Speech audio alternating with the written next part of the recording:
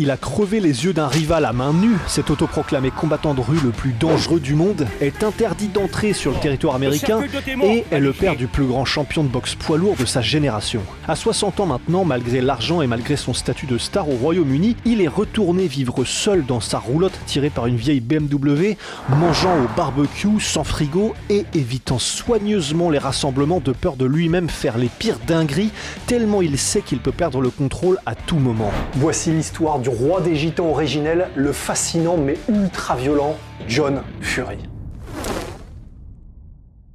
Je ne suis pas un gentleman, je suis un gitan. Voilà comment se définit cette carcasse d'1m91 pour 110 kg solide et tassé, qui malgré son âge n'hésite pas toujours aujourd'hui à hurler des dingueries mi-punchline, mi-insulte dans des conférences de presse où il est censé être là juste en tant qu'entraîneur pour ses fils.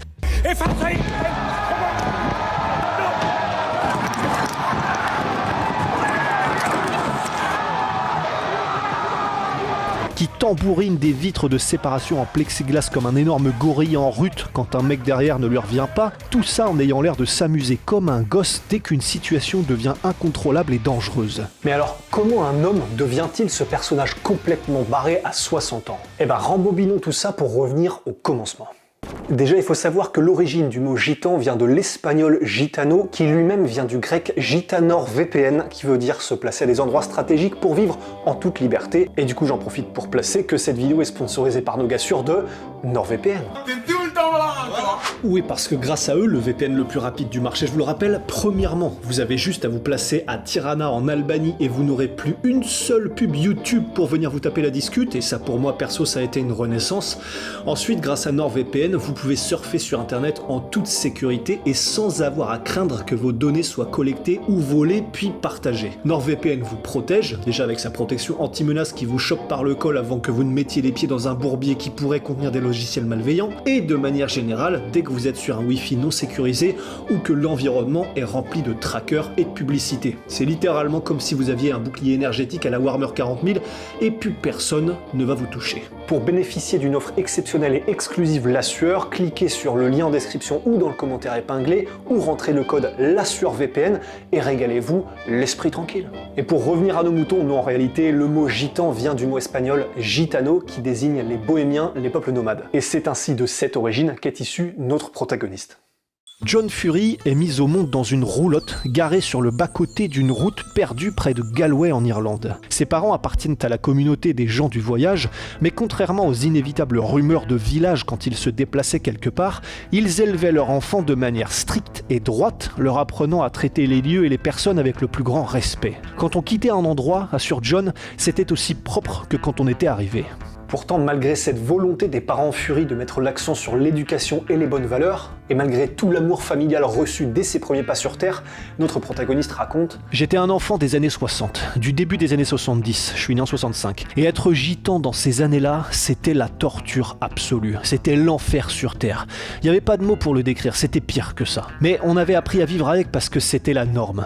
Pas d'eau courante, être exclu de partout où que tu ailles, avoir toutes les 5 minutes des vitres de voiture qui se baissent pour te dire de dégager, la police qui te demande constamment de te déplacer et tu ne peux t'installer nulle part, ne pas avoir le droit de rentrer dans des bars ou des boîtes de nuit. Et dans un autre entretien, il expliquait « À l'époque, dans tous les bars, on pouvait lire des panneaux interdits aux chiens et aux gitans.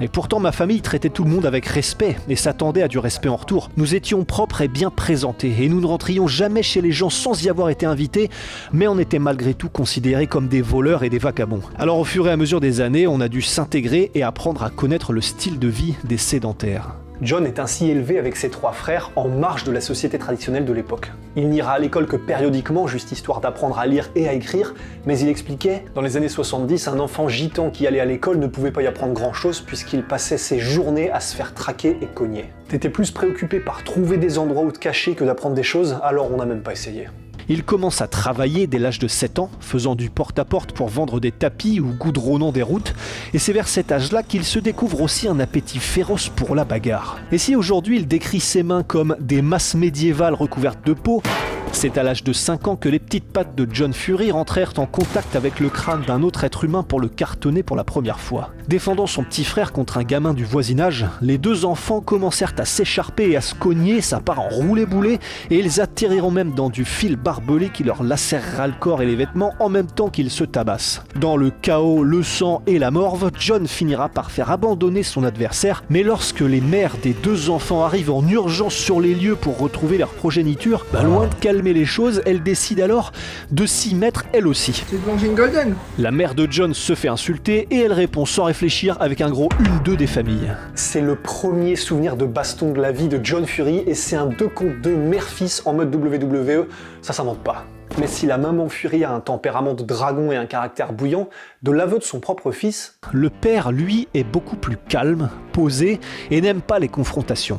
Et c'est d'ailleurs ce qui frustrera John, qui assistera à des situations où son père encaissait des insultes sans faire de vagues pour ne pas causer de problème à sa petite famille. Et bien que notre homme comprenne le raisonnement aujourd'hui, à l'époque, adolescent, il se fait la promesse qu'avec lui ça se passerait jamais comme ça, et que tout manque de respect se ferait sanctionner physiquement sans sommation dans les secondes suivantes. Et effectivement, c'est comme ça qu'il allait vivre les 30 années suivantes pour le meilleur ou pour le pire, et d'ailleurs souvent pour le pire puisque ça lui fera participer à des centaines de bagarres générales ou en un contre un. Dès ses 15 ans, notre Boog se la donnait d'ailleurs déjà contre des adultes, et notamment cette fois où après qu'il se soit battu contre un autre jeune et qu'il l'ait démoli, le père de l'ado s'était pointé pour venger son fils. Et l'homme en question, 30 ans et une barbe déjà bien épaisse, traite alors John de sale gitanos. C'était le mot qu'il fallait pas dire. Alors sans hésiter, Fury déglingue son vis-à-vis en un éclair avec un gros 1-2, c'était de famille visiblement, et une fois ce dernier KO au sol, il lui rajoutera un ultra violent penalty dans la tête avec ses chaussures de chantier. Ambiance. Dans ces années-là, pendant lesquelles il se bat constamment et contre absolument tout le monde, il finit inévitablement par se retrouver dans un centre de détention pour mineurs. Mais comme le mot d'ordre c'était de ne laisser passer aucun manque de respect, dans ce genre d'environnement, vous imaginez donc bien qu'il ne se passe pas 2 heures sans que les problèmes pointent le bout de leur blaire. Et suite à une bagarre avec 2 autres jeunes, il explose profondément l'arête nasale de l'un d'eux, et au vu de la violence de la blessure, John prend peur devant la sanction judiciaire qui allait probablement en découler, et il passe alors en mode survie, ou en mode débile mental, je sais pas, et il saute de la fenêtre du 3e étage du centre de détention pour prendre la fuite. Il passera ensuite 3 ans en cavale, et c'est pendant cette période qu'il rencontrera sa future femme, Amber. Ne perdant pas une minute, à 18 ans il devient déjà père pour la première fois, et il appelle son premier fils John Boy. Puis il est finalement arrêté et mis en prison pour finir de purger sa peine. Après quoi il reviendra à sa vie de débrouillard, enchaînant tous les jobs possibles, aussi harassants soient-ils, prêt à tout pour nourrir sa famille. Il est alors couvreur, continue de goudronner des routes, de vendre des tapis en porte-à-porte, et il se débrouille même pour trouver et dénicher toutes sortes de métaux pour les revendre contre du cash. Et je sais que là ça fait ultra cliché, mais c'est lui-même qui le dit, hein. C'est à cette période-là aussi que pour essayer de glaner quelques billets par-ci par-là, il décide de mettre à profit ses talents de bagarreur de rue en s'essayant à la boxe professionnelle. Il se pointe alors en jean et chaussures de chantier dans le club d'une promotion de boxe où il faisait passer des tests afin de proposer ses services après le travail. Les promoteurs, le regardant forcément un peu bizarrement, prennent néanmoins son contact et ce sera le début de la carrière dans les rings de John Fury. En 8 ans chez les pros, il compilera le modeste palmarès de 8 victoires pour 4 défaites, mais peu importait pour lui car l'objectif n'était pas de devenir une légende du sport, ses conditions de vie ne le permettraient pas de toute façon, mais juste de gagner de l'argent en combattant dès qu'on l'appelait, quel que soit le délai et quelles que soient les conditions, tout en continuant de travailler chaque jour dans ses différents jobs. En 1988, sa femme donne naissance à un second enfant, mais le bébé est prématuré et sort 3 mois trop tôt après que le couple se soit rué d'urgence à l'unité de soins intensifs. Minuscule, tenant dans la paume d'une main, le petit être vivant ne pesait alors que 450 grammes. Pas bon signe. Et quelques heures après la mise au monde, les nouvelles étaient effectivement désastreuses et les docteurs annoncent aux parents Fury que leur enfant ne passerait peut-être même pas la nuit. Pour autant, même devant la violence de ces mots, John garde la foi et demande à voir son fils malgré tout. Il est alors amené devant lui et le découvre, le petit poing levé. Alors sans y penser, il approche délicatement sa main de son fils et à son contact, il ressent une chaleur qui se transmet à tout son corps de manière étrange. À ce moment-là, il va alors faire une prédiction absolument absolument hallucinante. Mais hallucinante au point où, tiens, je brise le 4e mur pour vous le dire droit dans les yeux, John se retourne et annonce au docteur, écoutez bien ces mots, non seulement il va survivre, mais il fera plus de 2 mètres, 125 kilos, et il deviendra champion poids lourd de boxe anglaise. Il s'appellera Tyson. Et ce prénom, donné à son fils qui deviendrait 25 ans plus tard exactement tout ce que son père venait de décrire, était bien évidemment un hommage à la légende dont John était fan, Iron Mike Tyson. Il a ensuite 2 autres fils, Shane et Huey, puis se sépare quelques années plus tard de sa femme Sissy pour retrouver l'amour avec une prénommée Chantal, avec lequel il se remarie et qui lui donnera 2 autres fils, Roman et le fameux Tommy. À 30 ans et pendant 5 années, alliant l'utile à l'agréable, il s'essaye aussi au dangereux métier d'homme de main à louer. En gros, que ce soit pour collecter des dettes ou régler une fois pour toutes un problème entre 2 personnes ou plusieurs, il devient le muscle sans pitié qu'on appelle pour péter des genoux des gens quand il le faut. Mais malgré les activités risquées et son mode de fonctionnement parfait pour s'attirer des ennuis, ce n'est étonnamment qu'en 2011, à 47 ans et malgré des centaines de bagarres sans règle à son actif, qu'il fera finalement le geste de trop. Alors qu'il assiste à une vente aux enchères de voitures, il se retrouve dans la même pièce qu'une ancienne connaissance, un autre voyageur avec lequel il s'était brouillé 12 ans plus tôt, apparemment pour une histoire de bouteille de bière. Les 2 hommes se retrouvent l'un en face de l'autre, les esprits s'échauffent, et comme le décrivit ensuite John, c'étaient 2 gitans avec leur fierté, et il était évident que ça allait mal se finir. Ajoutant à propos de la folie qui allait suivre, j'ai jamais voulu lui faire aussi mal, mais dans les bagarres sans aucune règle comme celle-là à ce moment-là, tout peut arriver. Alors la rixe commence, ça s'échange les amabilités et au bout de quelques gestes, John se retrouve avec la tête de son némésis sous le bras et là, complètement possédé comme un démon, notre boxeur va alors commencer à rentrer ses doigts dans les yeux de sa victime. Et l'homme en question, complètement immobilisé et impuissant à ce moment-là, avait alors raconté par la suite « C'est comme s'il essayait d'enfoncer son doigt jusqu'à mon cerveau en passant par mes yeux. Il poussait ses doigts, les tortillait, les enfonçait et d'un coup ça a fait un petit bruit, un petit claquement. Et quand il a retiré sa main, j'ai réalisé qu'elle était pleine de sang, ça pissait le sang. Je criais et je le suppliais d'arrêter, mais après ça, il a même tenté de prendre mon 2e œil. T'es un tordu, toi. T'es un malade mental. La scène est un cauchemar sanglant et infernal, et pourtant notre fou furieux expliquera ainsi son geste des années plus tard, et sans trop de remords visibles d'ailleurs. Dans un ring, tu n'as que les gants. Dehors, j'utilisais tout dans les combats. Les pieds, les coudes, ma tête, mes dents, j'utilisais tout ce que je pouvais. Mais c'est le genre de choses qui t'amène en prison, et c'est ce qui est arrivé. J'ai été envoyé en prison pour avoir fait ce qu'on m'avait élevé à faire toute ma vie. Je le voyais pas comme un crime, parce qu'il m'aurait fait la même chose. Dans les combats de rue, tu dois faire les choses avant qu'on te les fasse à toi. Moi, je suis à l'ancienne. Si tu pars au combat, tu dois le faire bien et de manière absolue. Il peut pas y avoir de demi-mesure. Arrêté à temps avant d'avoir réussi à crever le 2e œil néanmoins, John sera bien évidemment arrêté dans la foulée pour le règlement de compte sanglant et sera traîné devant la justice pour ses actes.